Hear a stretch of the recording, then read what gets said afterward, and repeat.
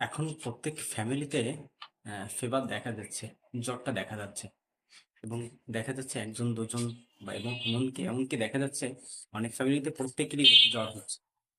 আসলে এই বৃষ্টির সময়টা কেন জ্বরটা বেশি হয়?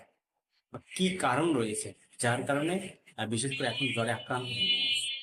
আমরা এই ভিডিওতে পুরোটাই কিন্তু জানবো এবং এই বিষয়ে অনেকেরই কিন্তু স্পষ্ট ধারণা নাই। আমরা এই ভিডিওতে পুরো ব্যাপারটাই কিন্তু ক্লিয়ার হবে।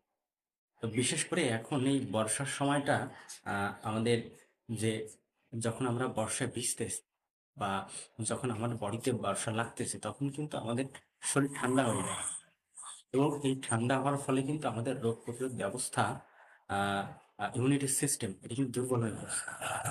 এই দুর্বল হয়ে পড়ার ফলে আমরা বিভিন্ন রকম ডিজিজে কিন্তু আক্রান্ত হচ্ছে।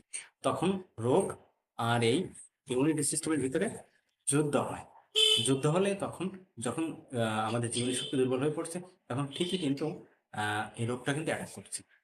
এই অ্যাটাক করার ফলে তখন আমরা বিভিন্ন রকম জ্বর, সর্দি, কাশি, গা ব্যথা, মাথা ব্যথা ইত্যাদি কিন্তু আমরা ভুগতেছি।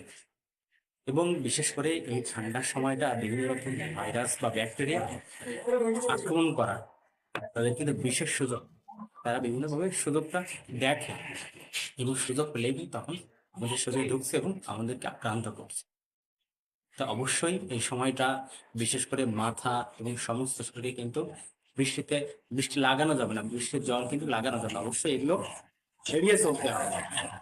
যে আমাদের কিন্তু খেয়াল রাখতে হবে, বিশেষ করে আমাদের হুঁশিয়ারি থাকতে হবে। এগুলো লাগলে কিন্তু বিশেষ করে জীবনীশক্তি দুর্বল হবে এবং আমরা বিভিন্ন রকম ডিজিজে কিন্তু আক্রান্ত বা জ্বর সহ সর্দি কাশি গা ব্যথা ইত্যাদিতে আক্রান্ত হবো। এবং বিশেষ করে আপনারা যারা আক্রান্ত হবেন অবশ্যই এখন যে ভাইরাল ফিভারটা হচ্ছে আপনারা অবশ্যই ডাক্তারের পরামর্শ নিন। ডাক্তারের পরামর্শ নিলে আপনি অবশ্যই দ্রুত সুস্থ হবেন। তো এমন ধরনের সোর্স দেখতে doctor Satyajit Facebook, YouTube, Instagram follow দিয়ে পাশে থাকবেন। ধন্যবাদ।